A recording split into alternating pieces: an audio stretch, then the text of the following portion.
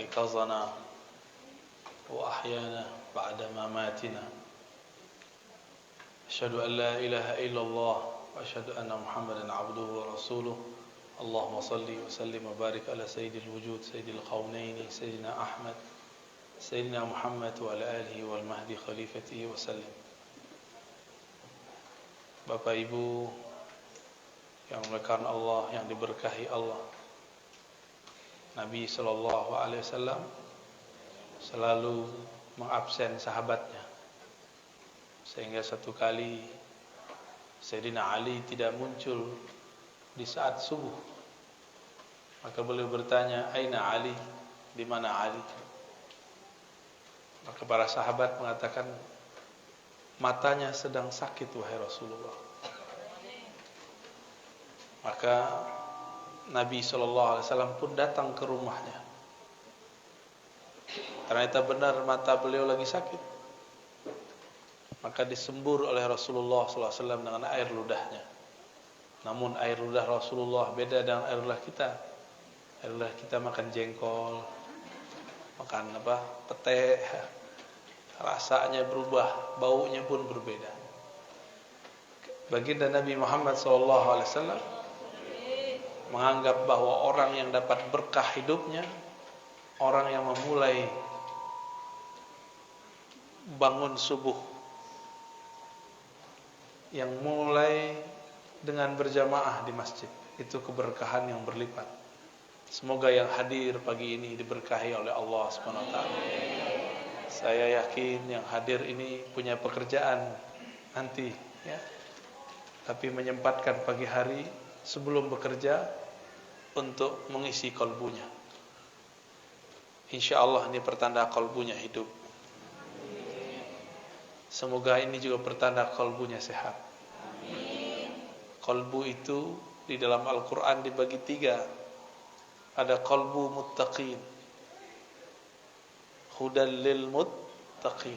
Ini kolbu yang di dalamnya ada hidayah. Kolbu seperti ini tidak ada keraguan kepada Alkitab dan Sunnah. Percaya kepada yang gaib, menunaikan ibadah dengan semampunya, dan meyakini bahwa hanya Allah lah sang maha pemberi rezeki yang mutlak. Wa mimma razaqnahum yunfikun.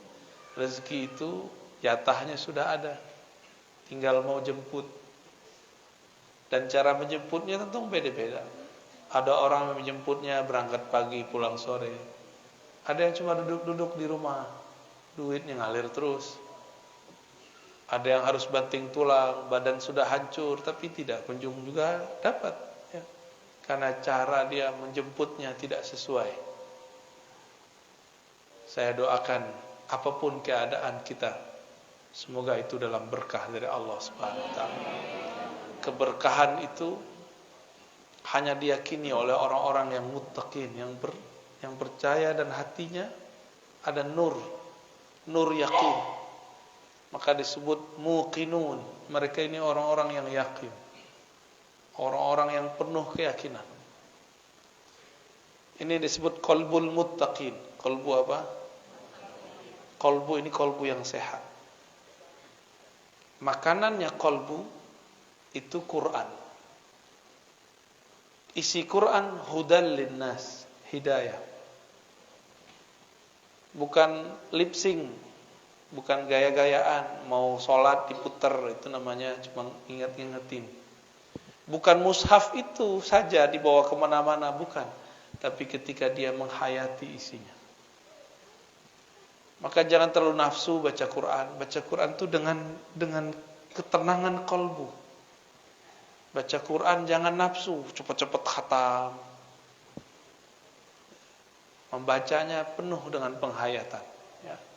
Semoga di masjid ini nanti ada majelis tafsir Quran berdasarkan kitab-kitab yang sahih.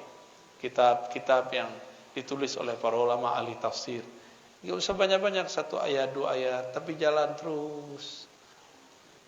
Karena Nabi mengatakan maqammu nanti di surga adalah di akhir ayat yang engkau baca dan pelajari.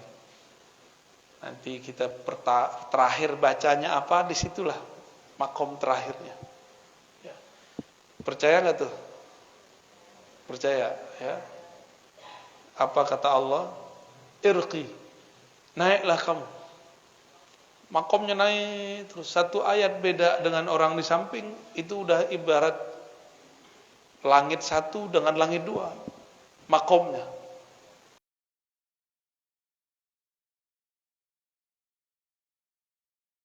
Qalbul muttaqin. Ada yang kedua, qalbul kafirin, qalbu orang-orang yang kafir. Qalbu orang yang kafir ini sawaun alaihim a anzartahum am lam tunzirhum la yu'minun. Qalbu dia keras, mau diingatkan tidak diingatkan sama. Buat majelis enggak buat majelis bagi dia itu masalah. Azan keras-keras bagi dia masalah.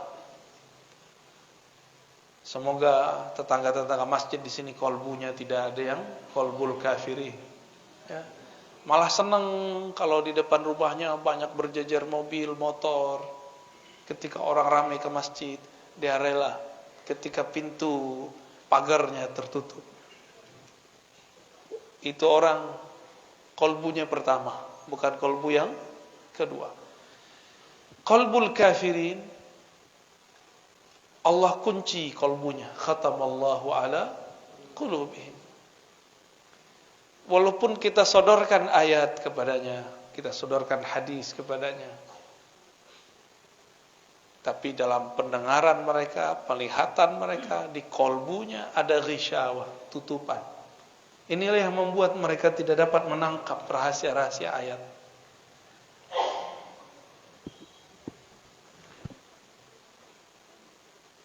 Namun ada kolbu yang lebih gawat lagi, namanya kolbul munafiqin. Kolbu orang munafik. Munafik itu nafaqah. Orang-orang yang menunjukkan kesolehan tapi menyembunyikan kekufuran. Izhar as-salah wal iman wa ikhfa'ul kufr wal fisq. Menyembunyikan kebusukan hatinya, kekufurannya, ingkarnya, menunjukkan kesolehannya. Maka orang begini ketemu orang beriman yang pertama, kelompok muttaqin, usahakan soleh. Nanti ketemu orang-orang kafir pun dia ejek lagi itu orang-orang yang muttaqin. Namun karena mereka ini menyembunyikan kekufuran, sangat sulit untuk mendeteknya. Mendeteksi ini orang ini siapa sebenarnya. Disebutkan di dalam Al-Quran bahwa mereka ini mengatakan beriman kepada Allah dan hari akhir, tapi sebenarnya mereka tidak percaya. Berarti lain di mulut, lain di hati. Ini ciri pertama, qalbu munafik. Dan dalam diri kita ada itu semua. Ketika kita takbir, lisan membaca Allahu Akbar, qalbu tidak membesarkan Allah. Ini sudah mulai kena itu. Kepala sujud, tapi hati tidak sujud. Kita semua ya, benar. Baca subhana rabbil azim wa bihamdi, tapi tidak mentakzim Allah. Baca subhana rabbil a'la wa bihamdi, tapi tidak meninggikan Allah subhanahu wa ta'ala. Allah enggak perlu disuci-sucikan. Persepsi kita tentang Allah yang perlu disucikan. Ya. Mereka ini yukhadi'un. Mereka ini mencoba menipu Allah dan orang-orang beriman. Dikira kalau berpenampilan yang saleh, berkalam-kalam yang Arabik ya, ke Arab-Araban, berpenampilan seperti ahli salat, bisa menipu orang beriman, bisa menipu Allah subhanahu wa ta'ala. Ini orang sibuk dengan penampilan, enggak sibuk dengan yang di dalam batinnya. Inilah nasib orang-orang munafik, disebut qalbul munafiqin. Qalbu munafik itu dikatakan dalam Al-Quran, fi qulubihim marad. Di kalbu mereka ada penyakit-penyakit. Ayat ini menunjukkan bahwa penyakit itu tidak hanya yang zahir, penyakit pala. Kalau Bapak Ibu ini penyakit kantong ya, ngomong sama dia duit aja isi otaknya. Apa kabar? Apa kabar? Wah, dompet kurang. Omongannya duit. Kapan ngomongin Allah? Ada lagi ngomonginnya kawin. Kapan membicarakan Allah Subhanahu wa ta'ala? Maka disebutkan dalam ayat lain, wala yazkurunallaha illa qalila. Munafik itu kalbunya tidak ingat, tidak sebut Allah kecuali sedikit. Penampilan soleh, tapi kalau ngomong politik, kebencian isinya. Enggak ingat Allah Subhanahu wa ta'ala. Mereka lah yang merusak di zaman Rasulullah sallallahu alaihi wasallam. Mereka tidak punya tempat di sisi Rasul sallallahu alaihi wasallam. Maka mereka membuat masjid baru, tandingan masjid Nabi, masjid Dirar, masjid yang ingin merusak barisan umat Islam. Masjid tandingan. Tapi ketika mereka makar, Allah pun bermakar. Karena makar itu dibuat oleh hamba Allah. Si hamba tunduk kepada Allah Subhanahu wa ta'ala. Ketika mereka makar, apa yang terjadi? Allah pun menyusun skenario sendiri. Tiba-tiba Rasulullah mengirim Ibnu Malik untuk nyamar jadi orang munafik. Satu kali Nabi SAW diundang oleh beberapa sahabat untuk makan di rumahnya. Ketika giliran sampai di seorang sahabat, Nabi diminta sholat di rumahnya. Ternyata ini rumah baru diresmikan. Itulah dalil kalau kita baru naik rumah, diundang ulama, guru ngaji, sholat di situ. Sholat sunnah kah atau sholat apapun. Itu bukan bid'ah ya. Nggak tahu, tanya aja dalilnya. Jangan bilang bid'ah mulu ya. Apa istilah orang sini? Kalau rumah baru kita huni itu apa? Naik rumah ya. Benar. Samalah dengan istilah kampung saya. Makanlah Nabi SAW di sana. Selesai makan, ngobrol.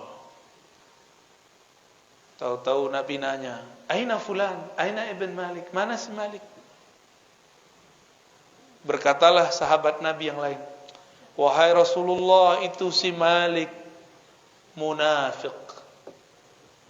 Dia masuk, wajahnya wajah munafik. Masa dia hadir di Masjid Dirar?" Kira-kira begitu. Apa kata baginda Nabi sallallahu alaihi wasallam? Pada pelit selawat ya, dari tadi saya ngetes itu cuma nggak ada yang selawat. Selawat dong Pak. Ya. Antum nanti panggil-panggil Nabi, Nabi cuekin karena nggak pernah selawat di dunia. Sebut nama Nabi lewat aja, bengong aja. Udah sadar belum? Masih dalam tidur ya? Masih tidur. Wudhu lagi. Nabi sallallahu alaihi wasallam ketika beliau bertanya, "Di mana Malik Ibnu Malik?" Jawaban para sahabat radhiyallahu taala anhum, "Dia munafik wahai Rasulullah." Lalu Nabi sallallahu alaihi wasallam mengatakan, "Jangan kamu katakan dia munafik." Kenapa?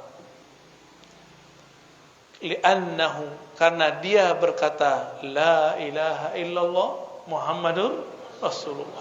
Dari kalbunya dia baca. Jadi Nabi ini melarang orang kalau sudah syahadat terus kita tuduh, itu dilarang.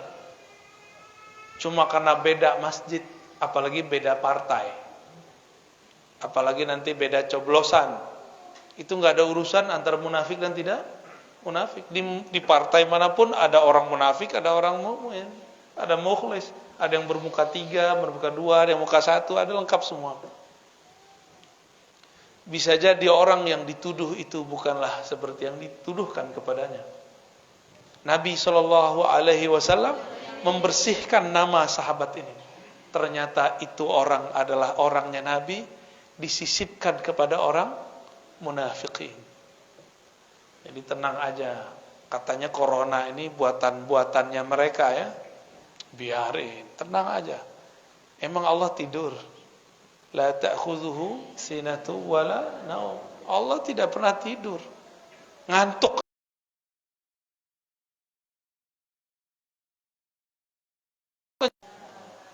Allah pernah lelah? Tidak pernah.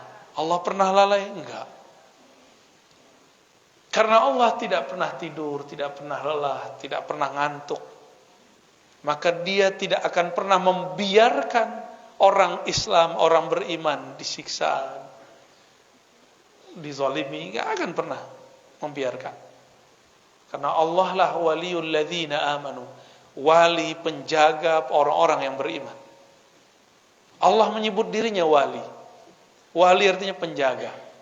Maka wali Allah di muka bumi adalah orang-orang yang menjaga ajaran-ajaran Allah Subhanahu wa ta'ala. Ajaran Allah itu bukanlah ketika berpakaian, pakaian takwa. Ini emang pakaian takwa namanya? Ini pakaian Ahok ini. Baju koko. Koko kan artinya abang orang Cina ya kan? Ya, matanya sipit lah ya. Antum keturunan ke-17 kali ya.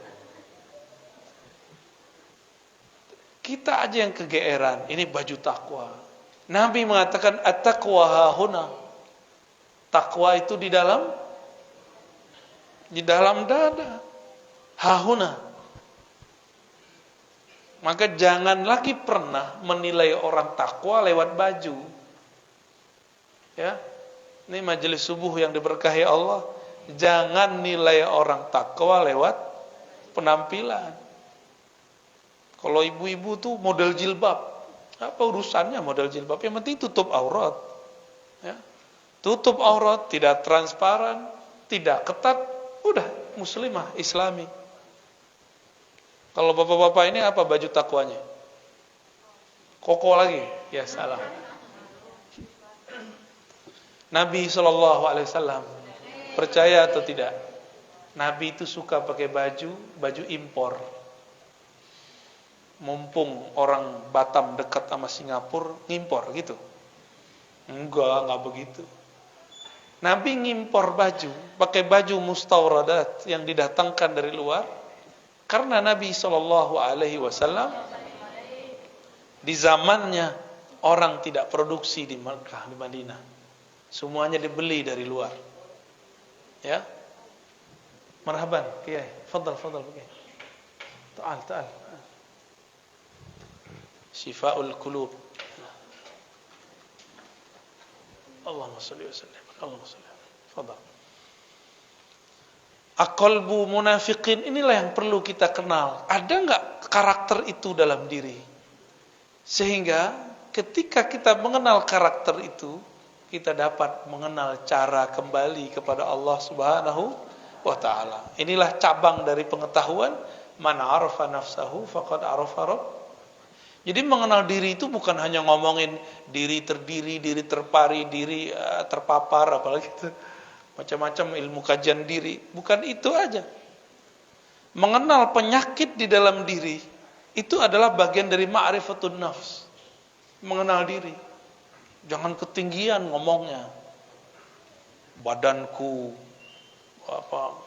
tubuhku, sifat Allah, qalbuku, nur Allah, apa itu ya? Nanti ngomong itu. Emang dengan berkata begitu kita wusul kepada Allah kan enggak? Ya, ada masanya ngomong begitu. Tapi enggak benar juga ya. Tubuh ini bukanlah sifat Allah, fi'il Allah. Tubuh ini adalah tajalli fi'il Allah, bukan fi'il Allah. Itu beda tuh. Apa arti tajalli? Allah menunjukkan perbuatannya lewat tubuh kita. Maka orang yang mengenal struktur dalam dirinya, dia akan mengenal bagaimana cara Allah berbuat ke dalam dirinya. Bukan berarti dia jadi Allah kalau habis kenal diri. Ya. Kalau kenal qalbu, kenal nur Rasulullah sallallahu alaihi wasallam, belum tentu juga ini qalbunya qalbu yang mana. Maka pembukaan kajian kita dimulai dari pembagian kolbu. Kolbu apa yang pertama tadi? Kolbul muttaqin. Kolbu yang kedua, kafirin. Kolbu yang ketiga, kolbu ketiga ini dia ada iman tapi penyakitnya lebih banyak. Karena penyakitnya di dalam dada, yang mengerti cuma ahlus sudur, ahli dada, ahli rohani. Tidak semua guru ngaji, guru ustadz itu ahli kolbu. Ada yang cuma dapat ijazah fikih. Fikih ngurusin ilmu hukum. Ada yang cuma gelar LC, MA, doktor, itu urusan akal. Ustadz begini ditanya mengenai ilmu kolbu. Apa kata dia? Bid'ah. Karena dia nggak ngerti, dia bilang bid'ah. Berarti kolbu dia lebih bermasalah lagi. Kenapa? Tidak boleh seseorang yang tidak punya ilmu terhadap sesuatu berkomentar terhadap barang itu.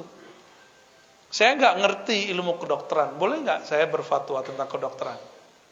Boleh nggak seorang dokter pemikiran Islam mendiagnosa penyakit seorang? Mendoakan boleh, mendiagnosa jangan. Saya mau tanya, dokter itu berapa tahun dia kuliah? 4 tahun. Koasnya berapa tahun? 2 tahun. 6 tahun baru jadi pakar ilmu penyakit zahir. Dan itu pun belum spesialis. Baru umum. Sama ustadz, kalau belajar agamanya baru yang zahir-zahir doang, ya dia cuma pakar ilmu yang zahir. Jangan menjawab perkara yang batin.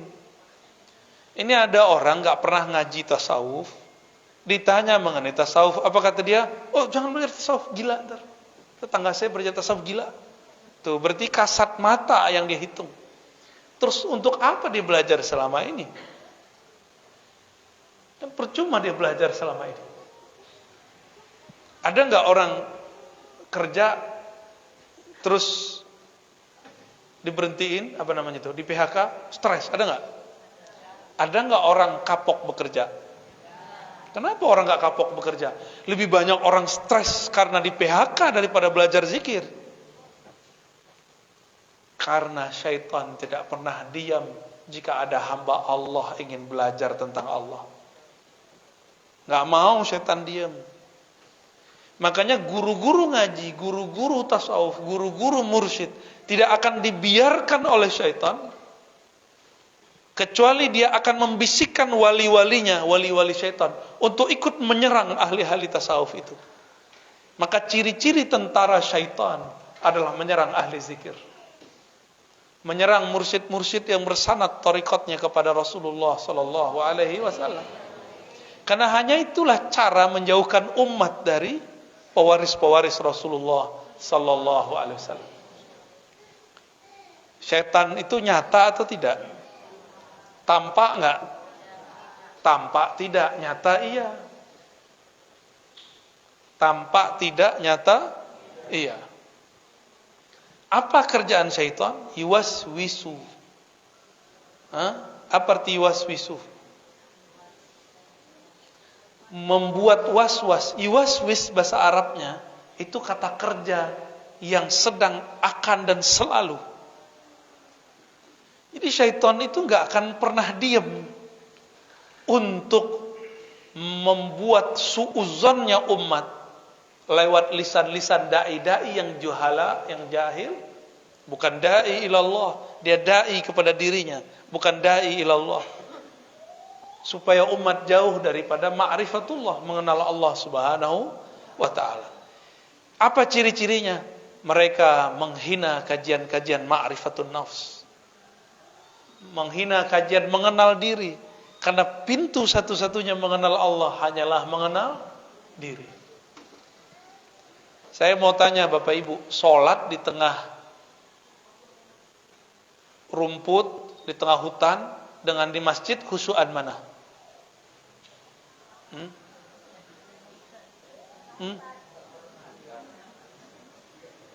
Sholat ada gemercik air tambah khusyuk nggak?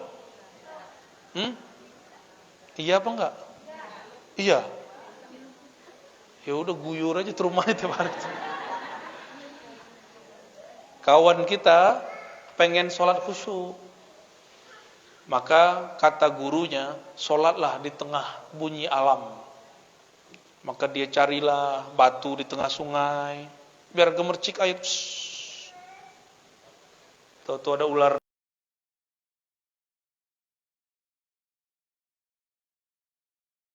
Katanya sholat dengerin suara alam.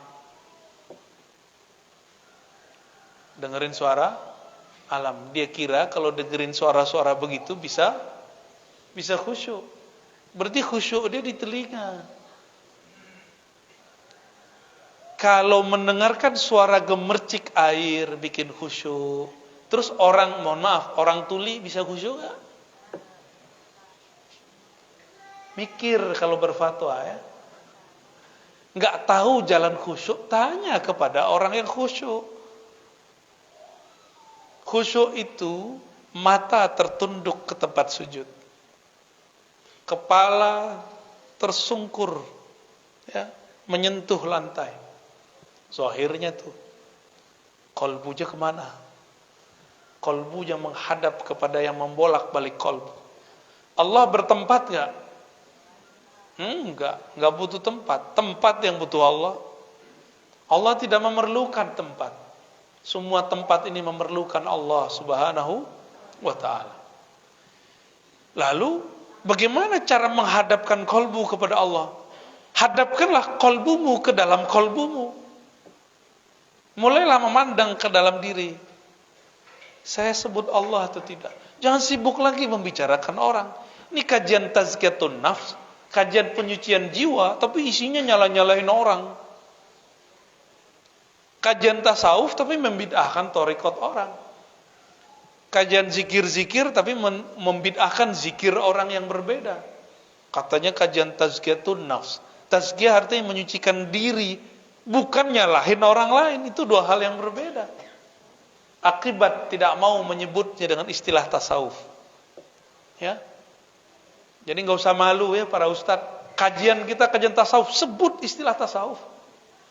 Karena tasawuf itu seperempat dari ajaran agama ini. Pertama bab akidah, yang kedua bab al-Islam tentang fikih, yang ketiga bab tasawuf, yang terakhir bab akhir zaman. Tapi jangan salah guru juga tuh akhir zaman. Kalau nggak beres yang nomor tiga ini jadi cocok logi, karena galau, kolbunya nggak selamat. Udah berapa kolbu kita? 3. Orang kolbu munafik ini wajahnya terlalu banyak. Terlalu banyak. Datang ke orang beriman, dia ngaku beriman. Datang ke kelompok A, seakan-akan dia kelompok A. Nanti ketemu yang gak percaya kepada Allah, oh dia ejek-ejekin tuh orang beriman, kawan-kawannya. Saya itu kalau ke masjid itu gak enak sama tetangga. Nanti kalau dilihat sama tetangganya, kok kamu duduk sama orang itu? Ya, jaga persahabatan. Selalu bermanis-manis mulut. Orang-orang munafik itu diajak buat baik. Apa kata dia? Oh, kami lebih baik. Innama nahnu muslihun. Kami udah duluan daripada ente. Ya. Diajak beriman, dia bilang, orang beriman itu orang-orang bodoh itu. Ini mukanya banyak. Mukanya terlalu banyak. Bapak Ibu yang melakukan Allah, jangan banyak-banyak muka.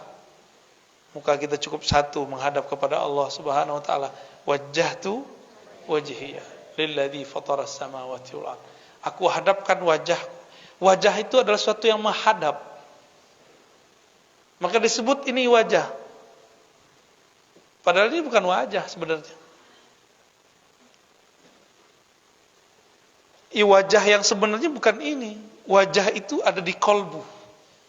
Kolbu itulah yang menghadap kepada Allah Subhanahu wa ta'ala.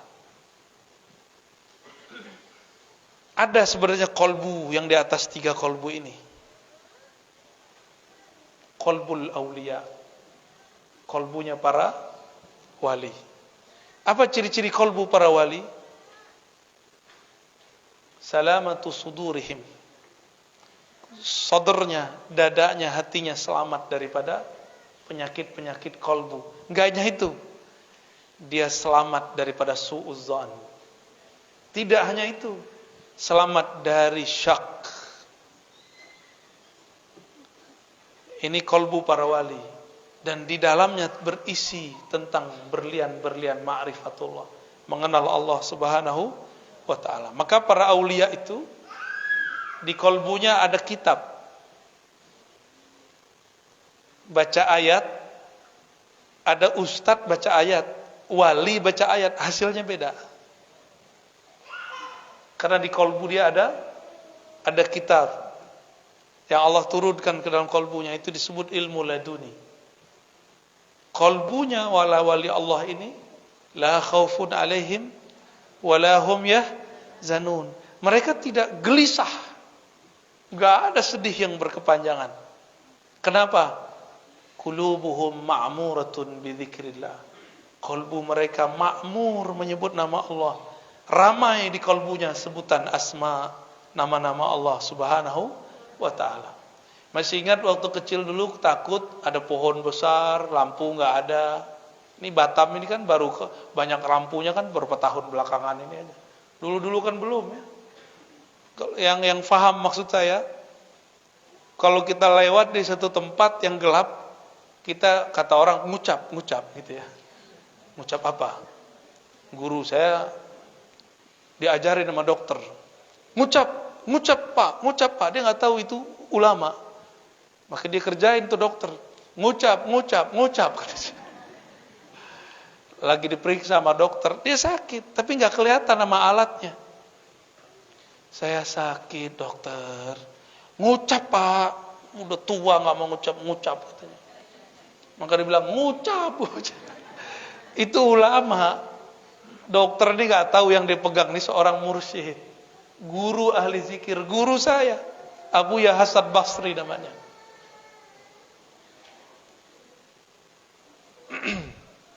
Ya kadang-kadang kita menggarami laut. Nah, ini kadang-kadang nggak nyadar juga ya. Di depan saya laut apa nih? Kolam. Jangan comberan. Bapak Ibu yang melakukan Allah, ada qalbul aulia, ada juga qalbul anbiya, qalbu para nabi. Qalbu para nabi, jika para wali di dalamnya ada zikrullah, ada ilham dari Allah, maka para nabi di dalamnya ada ma'rifat kenabian, wahyu. Maka setinggi apapun wali, dia tetap di bawah seorang nabi. Gak ada wali yang lebih tinggi daripada nabi. Para nabi itu pun masih ada lagi kolbu Nabi Muhammad, itulah yang paling tinggi. Jadi berapa macam kolbu? Ya, paling bawah kafir, munafik, muttaqin, aulia, anbiya, Nabi Muhammad sallallahu alaihi wasallam. Semakin jauh dari kolbu Nabi, semakin kufur, semakin berpenyakit. Karena Nabi secara fisik sudah wafat, tapi ruhnya tidak pernah wafat. Maka hadirkanlah ia dalam kolbu kita. Hadirkan ia dalam salawat. Maka beruntunglah yang menghidupkan majelis-majelis salawat. Beruntunglah yang menghidupkan majelis-majelis zikrullah. Kolbunya ma'mur. Ciri-ciri orang munafik sedikit zikir, banyak nyalahin orang. Ciri-ciri kolbul muttaqin adalah kolbu yang sibuk menyebut namanya, jarang menyalahkan orang lain. Maka ada kajian munafikin. Hati-hati. Dia pakai branding nama Rasul, hati-hati. Sunnah Rasul, hati-hati. Tugasnya mereka cuma nyalahin orang beriman, mecah belah umat. Nah, jangan sampai ini kemudian kita salah ambil. Semoga ke depan umat tambah dewasa, tambah mengerti mana yang disebut nutrisi kolbu, mana yang akan merusak kolbu. Ya, mana yang akan menyembuhkan kolbu, syifa, mana yang menjadi halak, ya, menghancurkan kolbunya. Allahumma amin ya rabbal alamin. Gimana Pak? Udah. Suatu kali ada seorang sahabat tanya kepada Rasul, hadis sahih Muslim sallallahu alaihi wasallam. Wahai Rasulullah, aku senang dipuji. Apakah itu merusak amal ibadahku? Aku dipuji orang lain, padahal aku tidak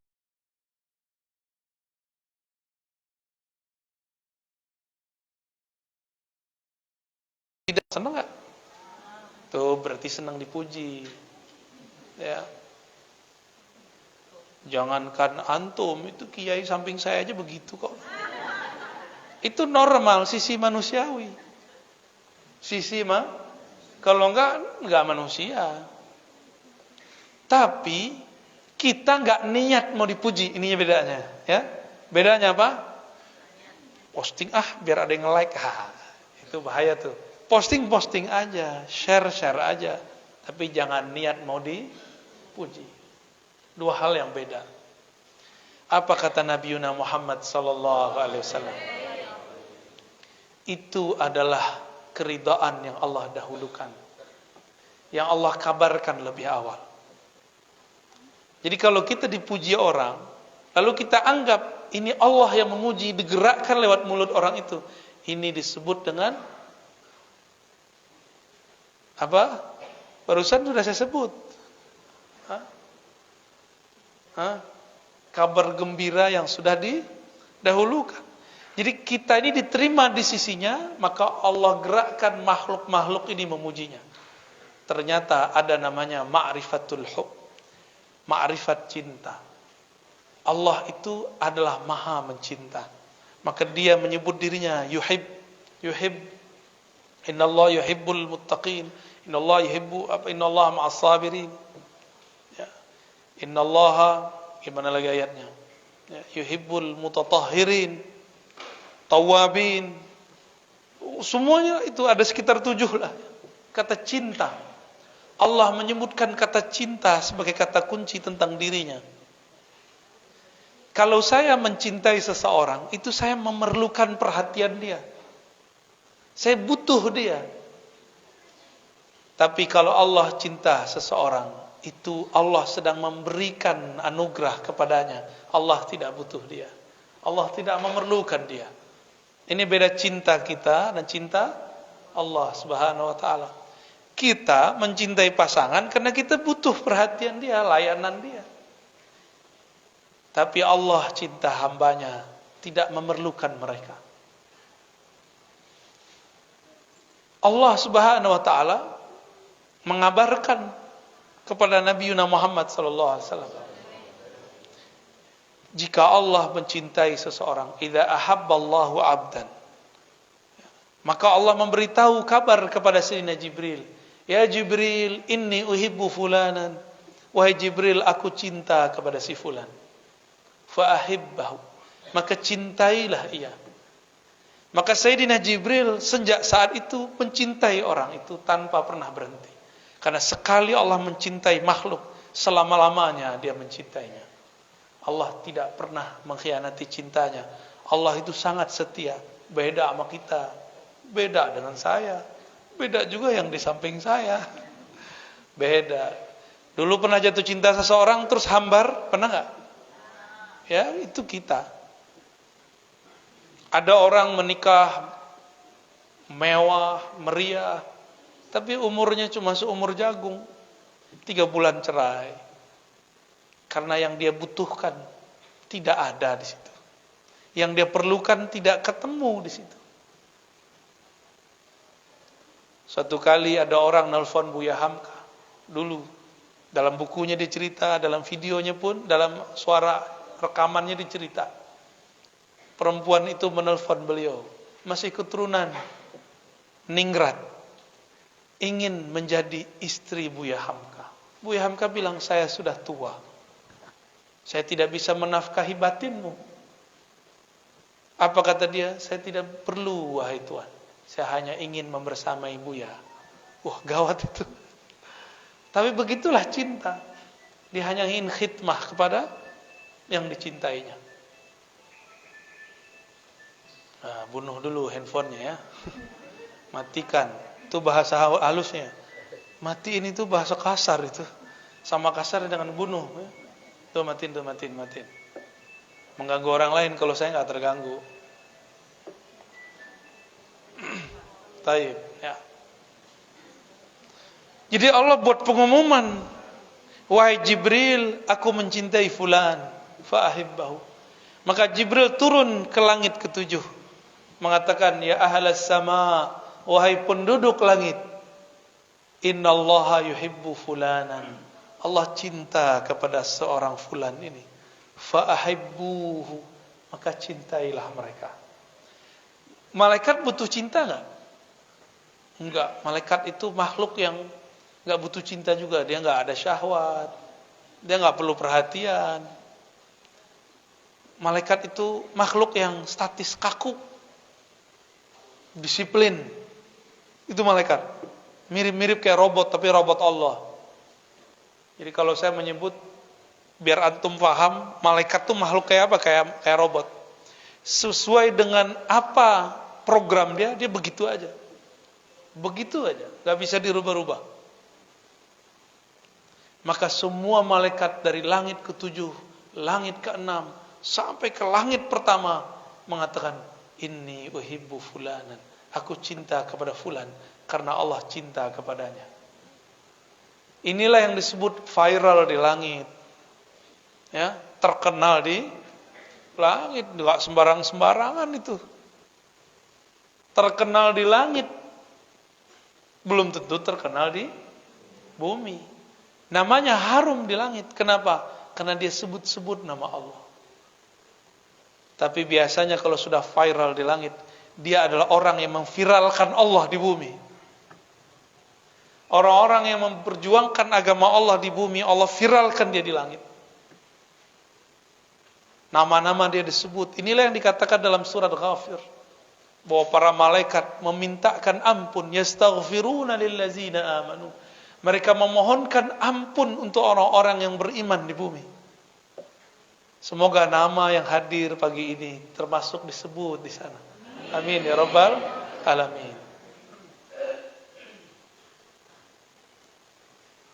Tentu kolbu mereka ma'muratun bidzikrillah. Kolbunya lebih awal memviralkan Allah dalam kolbunya. Maka berlatihlah zikir kolbu kepada ahlinya. Saya yakin di Batam ini banyak ahli zikir. Ya, enggak mesti sama yang di YouTube itu, ya. Di dekat kita ada guru yang bisa ngajar, ikuti dia. Ya. Sama kok, yang disebut di sono disebut di sini sama. Jangan beda-bedain, ya. Guru-guru itu juga punya kecemburuan. Antum hormat kepada yang si fulan, enggak menghormati si fulan. Siapa tahu sisi manusiawi dia muncul. Nanti dia cemburu. Kalau sudah cemburu, setan masuk. Setan bisikin lewat muridnya. Pak Kiai, Pak Ustadz, itu tuh ajarannya bid'ah itu. Wah, mulai konflik. Terjadilah konflik antara ustadz dengan ustadz. Itu orang si murid ini dipinjem oleh si setan. Yuwaswisu, membuat was-was. Nama setannya Khannas. Jadi kalau buat majelis, masuk ke suatu majelis, bacalah kul yang 3 itu. Jadikan wiridan, kalau enggak jadikan wirid setiap ba'da sholat. Supaya kalau kita ketemu orang, bermajelis, kita jauh dari was-was. Diwas-wasin orang kita cut, enggak benar. Ciri-ciri kolbu sehat. Ada orang gosip, si Anu tuh orangnya begini nih, enggak benar nih. Si kolbu yang sehat bilang, oh enggak, maksud dia enggak begitu. Terus kolbunya sehat itu. Tapi kalau kolbu dia bilang, oh iya nih kemarin saya digituin sama dia, ada kena tuh, ya. Berarti marid dan marid fi qulubihim maradun fazadahumullahu marada. Bertambahlah penyakitnya. Ketemu lagi orang berpenyakit kolbunya, tambah lagi. Mirip virus dan lebih dahsyat daripada corona. Bapak Ibu yang mulakan Allah, itulah tingkatan-tingkatan kolbu. Siapa yang kenal kolbunya, dia akan kenal yang membolak-balik kolbunya. Inilah makna, salah satu makna daripada judul ini. Siapa yang kenal diri, kenal Allah. Diri kita yang paling dekat adalah kolbu. Kenalilah dirimu yang mana. Cukup katakan, ya Allah, kolbuku berpenyakit. Engkau maha penyembuh, sembuhkanlah ya Allah.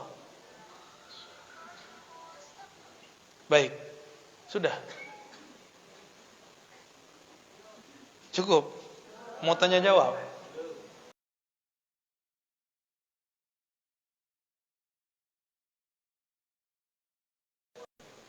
Nah, pakai kertas kalau mau ya. Karena ini orang Melayu itu negeri kata-kata. Suka kalau dikasih mic itu dapat panggung.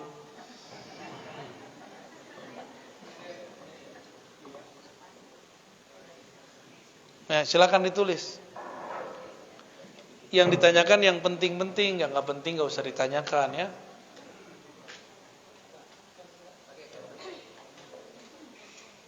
Wah, Pak Armen dari Tanjung Piau, Piayu, Pak Kubu, sekampung Pak. Bolehkah Buya mengijazahkan sholawat Al-Mahdi? Sholawat yang mana itu Pak? Sholawat yang saya ijazahkan itu namanya sholawat ahadiyah. Di situ tertulis Al-Mahdi. Coba sama-sama baca. Allahumma ya ahad. Ya Allah yang Maha Esa. Sholli ala Ahmad. Sampaikan salam kami kepada Nabi kami Ahmad. Allahumma ya ahad. Sholli ala Muhammad. Yang Maha Esa ya Allah. Sampaikan rindu kami kepada Nabi Muhammad. Allahumma ya ahad. Salli ala al-mahdi khalifatika ya ahad. Ya Allah yang Maha Esa, sampaikan salam kami, rahmat Engkau kepada Imam akhir zaman, Al-Imam Al-Mahdi, Khalifah Engkau, wahai yang Maha Ahad. Saya ijazahkan siapapun yang mengamalkan itu ya. Afdolnya pagi diamalkan 100, kalau tidak ya 10, kalau enggak ya sekali. Karena itu peta ma'rifat akhir zaman. Kenapa dimulai dari Ahad Ahmad, Ahad Muhammad, Ahad Al-Mahdi? Karena yang ada di kolbunya Nabi SAW mengenai ilmu ma'rifatullah Al-Ahad. Yang ada di kolbu Nabi ilmu tentang Ahmad, yang ada di kolbu Al-Mahdi ilmu tentang Ahad dan Muhammad sallallahu alaihi wasallam. Maka Al-Mahdi nanti itu obrolannya enggak jauh-jauh daripada ilmu mengenal Ahad, mengenal Ahmad, mengenal Muhammad sallallahu alaihi. Itu aja ciri. Jadi ciri-cirinya bukan hidung mancung, jibat apa? Langsung tutup hidung dia. Emang antum hidungnya mancung? Kalau di hadis, hidungnya mancung, jidatnya lebar. Itu setelah diislah. Kelihatan semuanya. Sebelum diislah, betapa banyak zuriat Nabi hidungnya mancung, jidatnya lebar. Yang enggak zuriat Nabi juga banyak. Ada orang datang ke saya ngaku Imam Mahdi. Cuma karena jidatnya lebar, hidungnya agak mancungan dikit. Tapi kalau saya hitung-hitung dari samping mancungan saya juga sih. Langsung kita ngomong, ente kalau standar Mahdi itu ke jidat lebar, hidung mancung, mancungan habaib, mancungan orang Arab, mancungan orang-orang Eropa. Hadis itu kan riwayat ahli hadis. Ahli hadis hanya meriwayatkan yang empirik. Apa arti empirik? Yang zahir-zahir. Yang meriwayatkan di balik itu siapa? Itu ulama yang takut kepada Allah, al-arifuna billah, ahli ma'rifat. Mereka yang ngerti siapa Al-Mahdi. Ada lagi yang datang, dia bilang ke saya bukan ulama, Tapi kalau ustadz nggak ngerti tentang Mahdi, tanya saya, ya salam. Yang ustadz siapa? Ya. Yang ngerti Al-Mahdi siapa? Ada yang ngomong begitu. Hebat nggak? Ya, cuma lewat mimpi-mimpi doang dia percaya Al-Mahdi. Apakah zikir Allah atau hu Allah atau hu boleh diamalkan tanpa talqin dari guru? Nggak boleh. Harus pakai guru. Zikir Allah itu zikir sudah zikir, kalau versi kedokteran harus dengan resep dokter. Kalau nggak pakai dosis dari dokter, takut overdosis. Dan saya sudah banyak ketemu lancang ngamalin zikrullah tapi nggak lewat ahlullah. Maling namanya. Nyuri ilmu lewat YouTube. Dulu jangankan lewat YouTube, orang ngaji dalam masjid, kita nguping lewat jendela, itu haram diamalkan. Nggak boleh. Itu nyuri namanya. Hadir, harus hadir. Karena yang diberkahi itu orang yang hadir. Orang yang hadir itu dia sudah menghancurkan egonya.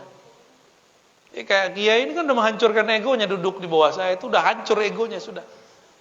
Tapi setan bilang lagi, ente hebat, ego mau bisa diatur. Setan itu dia berbintang-bintang. Ada setan ego. Ada setan kalau ego sudah hancur, dia muncul lagi, itu bintangnya 3 tuh. Nah, dia masuk ke dalam sir. Dia pelototin terus. Hati-hati ya. Hati-hati. Makanya disebut hati-hati ya. Jadi jangan coba-coba amalkan zikir itu tanpa bimbingan seorang mursyid. Khawatir salah dosis. Jangan-jangan yang gila-gila itu dia pernah ngamalin lewat buku. Bener Pak Kiai? Kalau pengalaman saya di kampung dulu, itu banyak yang bunuh diri. Bukan banyak, ada satu bunuh diri. Tiba-tiba dia terjun ke jurang. Stres. Sebenarnya stres karena pekerjaannya nggak ada. Pelarian ke torikot. Torikotnya tidak menyembuhkan karena torikotnya tidak, gurunya nggak memperhatiin dia. Yang diajarkan zikir standar. Nggak puas, galau, terjun masuk ke tebing, mati. Apa kata orang? Oh dia sesat karena masuk torikot, dia gila. Bukan, dia tuh stres karena pekerjaannya, melarikan diri ke torikot. Ada adik kelas saya kuliah di kampus. Di kampus itu lagi ketat-ketatnya, ada dosen yang ketat dalam buat proposal tesis. Stres dia. Stres melarikan diri belajar torikot. Ternyata dalam stresnya dia sudah gila. Diajarin torikot tambah gila. Hilangin dulu stresnya baru belajar torikot. Ya. Makanya mohon maaf kepada yang minta talqin, saya tidak pernah mengobrol talqin. Ngaji aja dulu sehingga muncul kesadaran batin yang dahsyat baru ditalqin. Gak penting talqin kalau belum beres isi kepalanya. Ya. Jadi jangan minta talqin pakai nafsu. Ya, baru sekali ketemu minta talqin. Ya. Kecuali kiainya bolehin, kalau saya enggak. Yang saya dapat dari dulu enggak begitu. Saya ngaji dulu lama-lama, baru saya talqin. Sehingga betul-betul kalimah itu masuk ke dalam kolbu karena kesadaran. Bukan karena ikut-ikutan. Orang nangis kita nangis, enggak. Orang zikir kita zikir, enggak. Karena ada kesadaran itu dalam diri baru kita baca. Apa yang dimaksud Nur Muhammad? Ini bukan Nur Muhammad nama orang ya.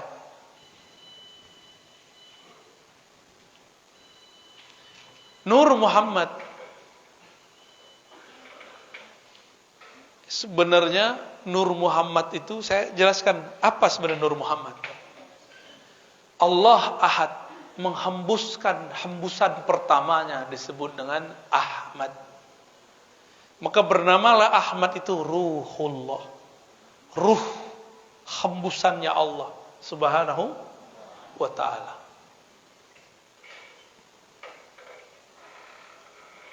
Udah? Paham? Yang gak ikut nggak dapat bagian berarti. Ya. Ruh Ahmad. Ruh Ahmad disebut ruhullah. Itu memancarkan cahaya. Cahayanya disebut dengan Nur Muhammad. Ada yang debat kita, ya. Saya lagi pulang kampung di debat. Dia nggak bisa bedain antara ruh dan nur. Pakai hadis palsu lagi. Awal yang diciptakan Allah adalah nur nabimu, wahai Jabir. Itu kan hadis nggak sahih.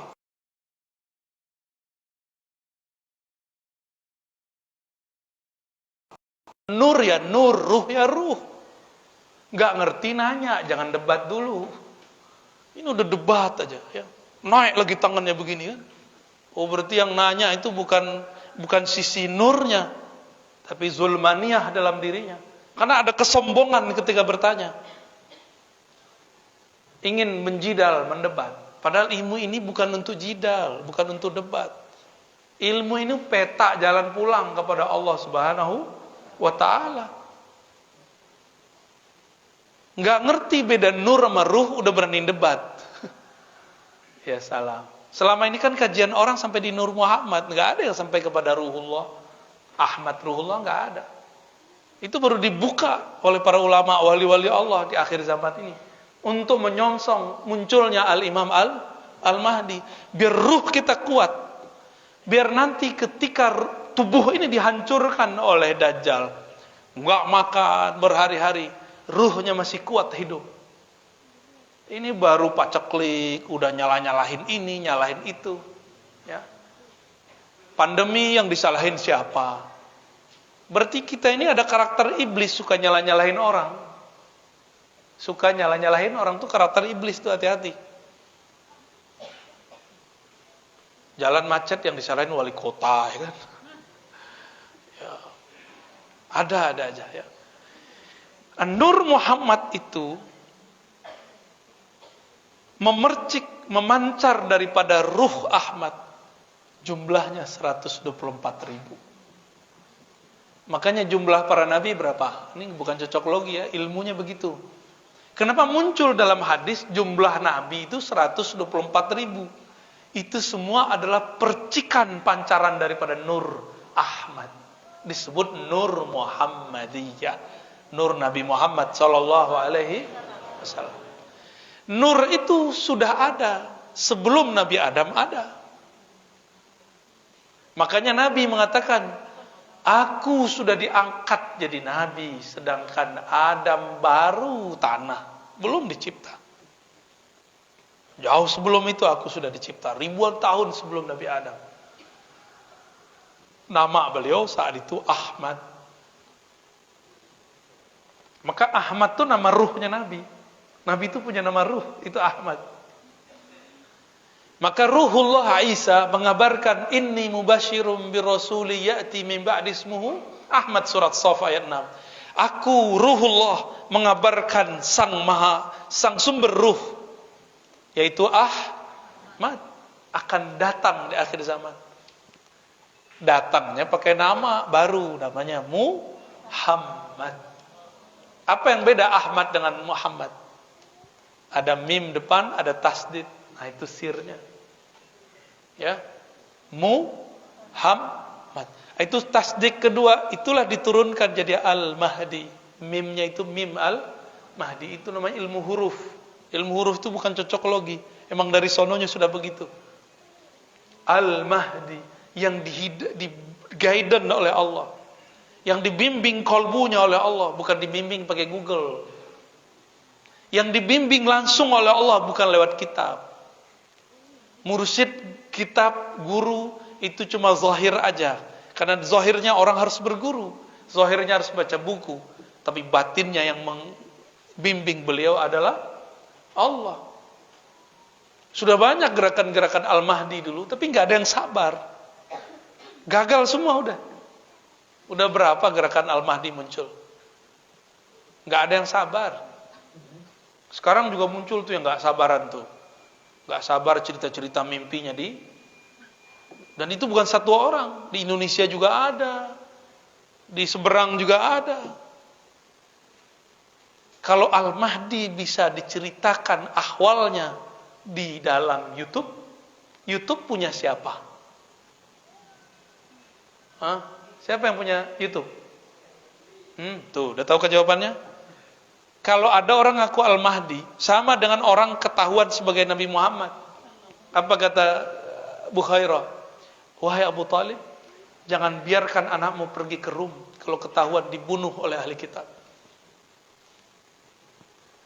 Kalau Al-Mahdi ini ketahuan, pasti dibunuh oleh yang punya itu. Yang tadi antum sebut itu.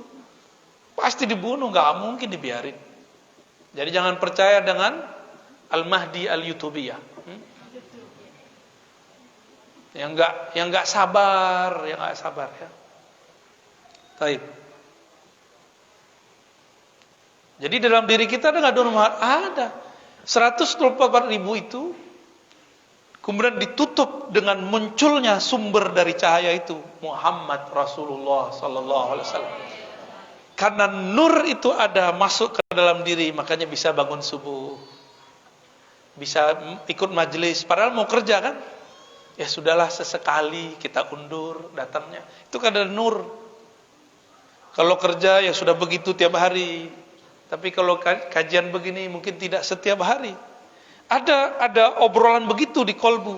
Berarti ada nur Muhammad di dalam kolbunya. Percikannya masih ada, belum padam. Sebenarnya nur ini tidak pernah padam, cuma ketutup oleh nafsu, oleh kepentingan ya. Semoga nur ini masih aktif ya. Ngaji bersanad, talqin zikir bersanad, ngamalin zikir berdasarkan mursyid-mursyid yang bersambung dengan Rasulullah, mengaji ma'rifatullah, ini akan membuat nurnya tambah besar. Insya itulah yang disebut dalam Al-Quran, nuruhum, gimana ayatnya? Ya, yas'a baina aidihim, benar ya? Nur mereka bergerak di antara mereka, yas'a, di hadapan mereka. Jadi nanti di hari kiamat, nur Muhammad yang kita jaga ini, dia akan memberi cahaya. Karena hari kiamat itu ada terang-terang sekali, ada gelap-gelap sekali. Ketika gelap, maka kolbu ini yang bercahaya. Disitulah Nabi lihat mana umatku, mana yang bukan umatku. Umatku yang ada nur Muhammad dalam dirinya, dia pasti berwudu, dia pasti sujud. Maka walaupun jidat kita enggak terang-terang amat, ya, hitam, sawo mateng, nanti kelihatannya bercahaya. Insya udah mulai keriput ya. Maklum, saya udah keriput sejak kelas 2 SMP. Ngaji ma'rifat semenjak umur itu. Udah keriput, udah langsung begini. Dan sudah beruban saya umur itu. Waktu itu anak-anak, ya teman-teman saya masih huru-hara, apalah. Tapi kita kemudian merasa, ya Allah, saya nggak nyaman dengan ini. Maka ngaji ma'rifatullah, pulang jam 2 malam. Ada anak SMP pulang jam 2 malam ngaji. Adanya main PS. Sampai jam 3 juga dijabanin ya. Apakah ciri hati yang sambung hati kepada Rasulullah saat berselawat? Ya. Al-Habib itu kekasih. Iza zukhira, jika disebut, maka kolbu sang kekasih tamilu. Kullul kulub ilal habibi tamilu. Setiap kolbu kepada kekasihnya pasti dia cenderung. Ketahuilah ciri-ciri di dalam kolbunya ada cinta. Jika disebut namanya, maka berkaca-kacalah matanya, merindinglah bulu romaknya, berdesirlah jantungnya. Jauh pun dia kejar, dekat pun dia pertahankan. Itulah ciri-ciri orang sudah cinta. Cinta kepada Rasulullah sallallahu alaihi wasallam. Rasulullah itu masih punya pewaris, nasabnya dan ulama-ulamanya. Maka sambutlah mereka. Itulah dasarnya kenapa kita kalau ada ulama datang kita sambut dengan mahalul. Bukan karena dia, tapi karena yang membuat dia seperti itu siapa? Rasulullah sallallahu alaihi wasallam. Kata Rasulullah, ahibbu ahla baiti hubban li, cintai hormati keturunanku, pewarisku. Ada dua tuh. Keturunan pewaris itu makna ahlul bait.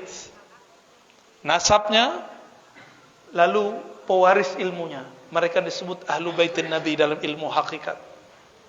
Ya, mereka datang, kita hormat bukan karena mereka, tapi hubban li, karena kalian ta'zim cinta kepadaku. Karena ada nur ilmu Nabi pada diri mereka, kita hormat kepada mereka. Bukan karena pakai rida begini, pakai selendang begini, bukan.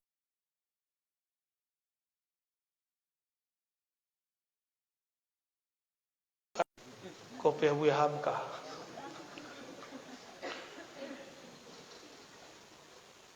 Kok kemana-mana perginya? Udah ya. Oh, ada lagi satu lagi terakhir. Ruhul Jihad. Ini namanya apa nih?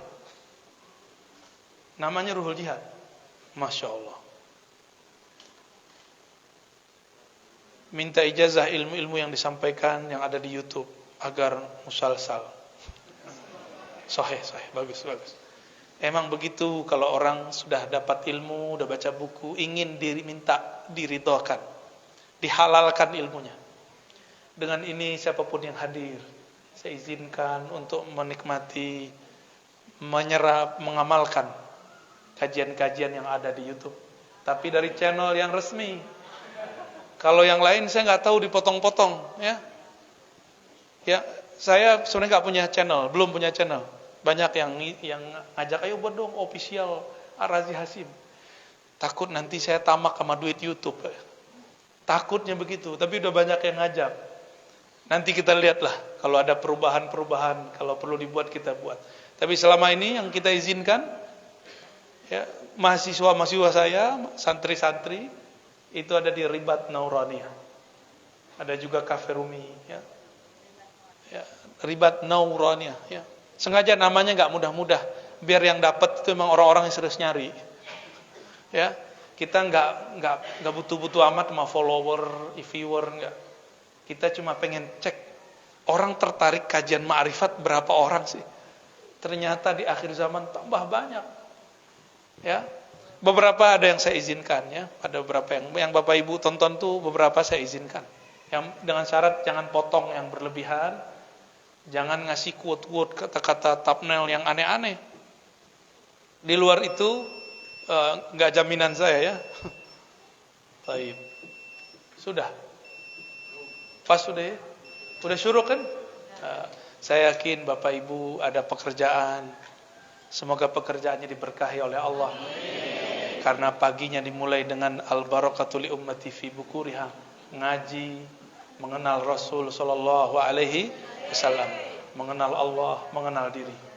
Semoga yang hadir ditakdirkan nanti masuk surga. Amin.